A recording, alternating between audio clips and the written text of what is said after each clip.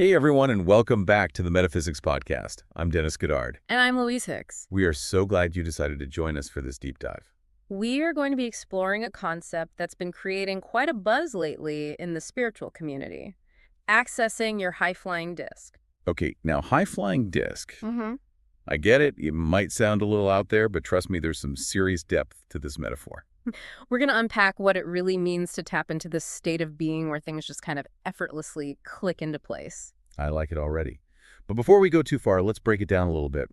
What are we actually talking about when we say high-flying disc? What does it look like? What does it feel like? Imagine a state where you are deeply aligned with your inner being, your intuition, your higher self, whatever resonates with you. Okay. It's a state of clarity where you're tuned into your desires and you trust that the universe is conspiring to support you. Awesome. Things just seem to flow with ease and grace. It's not that challenges disappear, but you navigate them with a sense of inner peace and knowing. That sounds pretty incredible. Sign me up. But how do we actually access this state of being? And even more important, how do we stay there when life inevitably throws us some curveballs? That's where things get really interesting. One of the key insights we're going to explore is that each day is a fresh start. You essentially wake up on this high-flying disc full of potential and possibility. The challenge is we often jump off pretty quickly by getting caught up in negative thoughts or worries. So how do we break that cycle? How do we stay on the disc, so to speak? Well, it all starts with awareness. Okay. Specifically, being mindful of your thoughts as soon as you wake up. Those first few moments after waking are crucial because your subconscious mind is highly receptive, then making it the ideal time to set a positive tone for the day. So we are talking about intentionally directing our thoughts towards something positive and uplifting first thing in the morning. Exactly. The materials suggest creating a simple morning routine, even just for 17 seconds, where you focus on something you genuinely appreciate.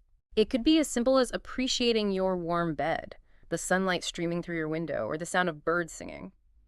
It's about setting a vibration of gratitude and appreciation from the get-go. I love that. Starting the day with intention instead of immediately reaching for your phone and getting sucked into the vortex of news and social media. Right. What a concept. It's such a powerful shift, and it doesn't have to be complicated. The key is consistency. Making that conscious choice to start your day from a place of alignment sets the stage for a more positive and fulfilling experience. Makes sense. But what about those times when negativity inevitably creeps in later in the day? You get stuck in traffic or you're dealing with a frustrating coworker. How do we hop back on the disc then? That's where the practice of looking away comes in. It's not about suppressing negative thoughts, but rather about consciously choosing to shift your focus. The material emphasizes that where you place your attention is where your energy flows, and that energy shapes your reality. Okay, but how do we look away in a practical sense? Let's say I'm feeling super stressed about a deadline at work. I can't just pretend the deadline doesn't exist. You're absolutely right. It's not about denying reality. It's about recognizing that you have a choice in how you respond to it. Imagine your mind is like a projector, and your thoughts are the images it's projecting onto the screen of your reality. Looking away is like consciously choosing to change the real, replacing a stressful image with a more positive and empowering one. So in the case of the deadline, instead of focusing on the stress, I could look away by shifting my focus to a feeling of accomplishment I've experienced in the past, or visualizing myself successfully completing the project. Exactly. Or you could shift your attention to something completely unrelated to work. Maybe a fun activity you're looking forward to later in the day, or a beautiful memory that brings you joy. The key is to find something that feels good and deliberately redirect your energy towards it. Okay, this is starting to make a lot of sense. It's not about pretending everything is perfect, but rather about consciously choosing where we place our attention and energy. Precisely. And the more we practice this, the more we strengthen our ability to stay on that high-flying disc, even when life throws us turbulence. This is all so fascinating. Yeah. And it really resonates with the idea that we have more control over our experience than we often realize. Absolutely. We're not just passive recipients of whatever life throws our way. We have a say in shaping our reality. You know, before we move on, I wanted to touch on something you mentioned earlier, the idea that this message was meant to find you. What did you mean by that? Well, there's a concept in metaphysics that suggests we attract into our lives the information and experiences we're ready for. So if you're listening to this podcast and these ideas are resonating with you, it's likely because you're at a point in your journey where you're open to exploring these concepts and embracing this powerful way of being. That's a really empowering perspective. So if you're feeling drawn to this idea of accessing your high-flying disc, it's a sign that you're ready to tap into your full potential and create a life that truly feels good. Exactly. And we're here to guide you every step of the way. In the next part of our deep dive, we're going to go deeper into the concept of alignment and explore some specific techniques for strengthening your connection to your inner being and allowing that high-flying feeling to permeate every aspect of your life. This is all so exciting, so stay tuned for part 2 where we'll continue our deep dive into accessing your high-flying disc. And don't forget to hit that subscribe button and leave a comment below, letting us know what's resonating with you so far. We love hearing from you. Welcome back to the deep dive. We are continuing our exploration of accessing your high-flying disc, that state of being where life seems to flow effortlessly and you're deeply connected to your inner wisdom. And in part 1, we talked about the importance of starting each day with intention, setting a positive vibration from the get-go with practices like a 17-second gratitude exercise. We also touched on the idea of looking away from negative thoughts and consciously choosing where to focus our attention, kind of like changing the reel on a projector. Right. And it's important to remember that this is a practice. It's not about achieving some perfect state of constant positivity. It's about building awareness of your thoughts and feelings so you can make conscious choices about where you direct your energy. So let's dive a little deeper into this idea of awareness. The material we are exploring suggests that our thoughts aren't always an accurate reflection of reality. It's like we can get caught up in stories that aren't actually true. Can you unpack that a bit? Absolutely. It's about recognizing that our thoughts are just thoughts. They're not facts. Sometimes we get so attached to certain beliefs or stories about ourselves and the world that we start to experience them as absolute truths, even if they're not serving us. So how do we tell the difference between a thought that's serving us, one that's helping us stay on that high-flying disc, and one that's actually holding us back? Pay attention to how you feel. Your emotions are like your internal guidance system. If a thought makes you feel good, empowered, joyful, peaceful, it's probably aligned with your higher self and your true desires. It's a sign that you're on the right track. But what if a thought makes you feel anxious, doubtful, or just plain bad? That's a clue that the thought isn't serving you. It might be based on fear-limiting beliefs or past experiences that are no longer relevant to your present moment. These thoughts can weigh you down and make it harder to access that high-flying feeling. Okay, so let's say we've identified a thought that isn't serving us. How do we actually shift it? It's one thing to recognize it, but how do we actually change our thinking? Here's where the practice of looking away becomes really powerful. When you notice a thought that's bringing you down, don't try to suppress it or argue with it. Simply acknowledge it and gently shift your focus to something that feels better. It's like choosing to focus on a beautiful flower in a field instead of getting stuck in a muddy patch. But isn't ignoring our negative thoughts just a form of denial? How do we make sure we're not simply sweeping important issues under the rug? That's a great question. It's not about ignoring or denying the negative thoughts altogether. It's more about recognizing that we don't have to give them our energy. We can choose to detach from the emotional charge of the thought and redirect our attention to something more empowering. I see what you mean. It's like acknowledging that the thought is there, but choosing not to let it control our experience. Exactly. And remember, where your attention goes, your energy flows. So by choosing to focus on thoughts that feel good, we're actually shifting our vibration and attracting more positive experiences into our reality. So how do we find those better feeling thoughts, especially when we are feeling stuck in a negative spiral? What if we can't seem to find anything positive to focus on? That's where the practice of gratitude comes in. The material we are discussing emphasizes the power of focusing on things you appreciate. It could be anything: a warm cup of tea, a kind word from a friend, the beauty of nature.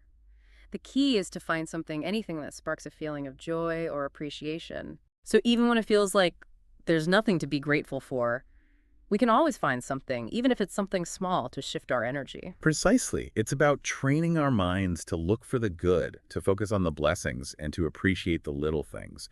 And the more we do this, the more natural it becomes, and the easier it is to access that high-flying disc feeling.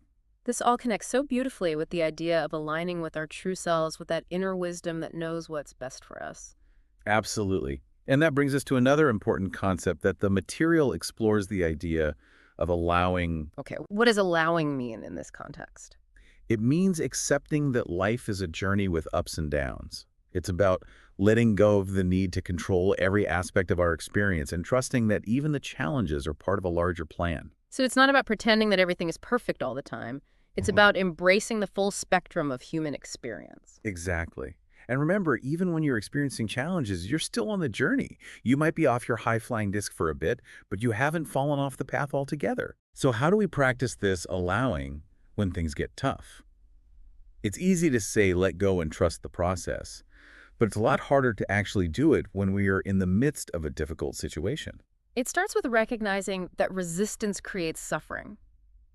When we push against what is, when we try to force things to be different than they are, we create inner turmoil and actually prolong our experience of the challenge.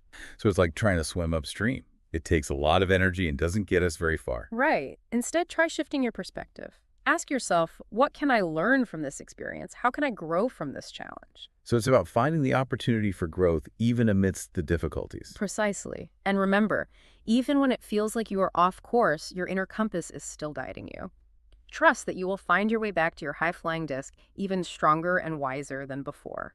This is such an important point because, let's be real, life can be messy and unpredictable. It's not always going to be smooth sailing. But that's what makes it an adventure. And the more we can embrace the ups and downs with a sense of curiosity and allowing, the more we can enjoy the ride. I love that perspective. So we have covered a lot of ground in this episode. We've talked about awareness, shifting our focus, practicing gratitude, and embracing the power of allowing home.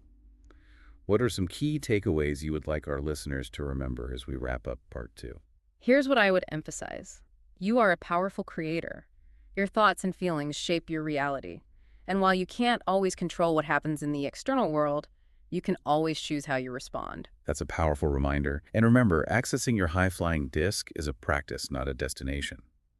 It's about consistently choosing thoughts and actions that align with your highest self and your true desires. And if you find yourself feeling a bit off balance, don't beat yourself up. Just gently guide yourself back to that state of ease, clarity, and appreciation.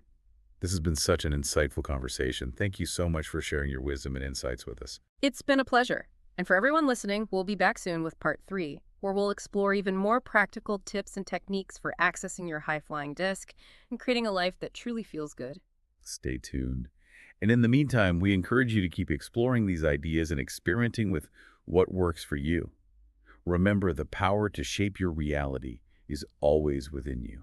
Welcome back to the Metaphysics podcast. It's part 3 of our deep dive into accessing your high-flying disc. And I don't know about you, but I am feeling super energized after our exploration of awareness, shifting our focus, practicing gratitude, and the power of allowing that. Wonderful to be back.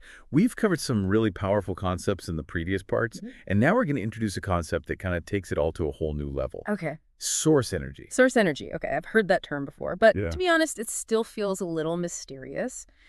What exactly are we talking about here, and how does it relate to the high-flying disc? Think of it this way. Imagine your high-flying disc soaring through the sky. Okay. Now, what keeps it aloft? What gives it the power to fly? The wind. Exactly. The wind source energy is like the wind for your high-flying disc. It's the energy that fuels your manifestations, propels your journey, and allows you to experience that sense of ease and flow. So source energy is like the power source, the invisible force that's always there supporting us and guiding us. Precisely. It's often described as the universal life force, the creative energy that connects everything in the universe. Some people call it God, others call it the universe or higher self. The name isn't as important as the understanding that we're not just isolated individuals. Right. We're all connected to this powerful source of energy, and it's available to us at all times. I'm starting to get it. But how do we actually tap into this source energy? It all still sounds a bit, mystical and abstract. It might sound mystical, but it's actually very practical. Yeah. The key is to align your vibration with the vibration of source energy. And how do we do that? How? Through our thoughts, feelings, and beliefs. So when we cultivate positive emotions like gratitude, joy, and love, we are essentially raising our vibration to match the vibration of source energy. Precisely. It's like tuning your radio to the right frequency to pick up the station you want to hear. When you're aligned with source energy, you're open to receiving its guidance, its support, and its abundance. Okay, that makes sense. But what does it actually feel like to be aligned with source energy? How do we know if we're tuned into the right frequency, so to speak? It's often described as a feeling of clarity, empowerment, and deep inner peace. It's that sense of knowing you're on the right path even when you can't see the whole picture. It's a feeling of being guided and supported by something larger than yourself. So it's not about having all the answers. It's about trusting the process and knowing that you're not alone. Exactly. It's about surrendering to something greater than yourself and allowing that energy to flow through you. Okay, this is all resonating with me. But what if we are doing all the things we've talked about? Practicing gratitude, shifting our focus, but we are still not feeling that sense of connection with source energy. What could be blocking us? That's a great question, and it brings up a very important point, limiting beliefs. Sometimes, even when we're consciously trying to align with source energy, we have subconscious beliefs that are holding us back. Oh, yeah. These are beliefs that tell us we're not worthy, not capable, or not deserving of abundance. Ah, those sneaky limiting beliefs, they can be so subtle. How do we identify and release them so they are not blocking the flow of source energy? It starts with awareness. Pay attention to the thoughts that run through your mind, especially the ones that trigger negative emotions.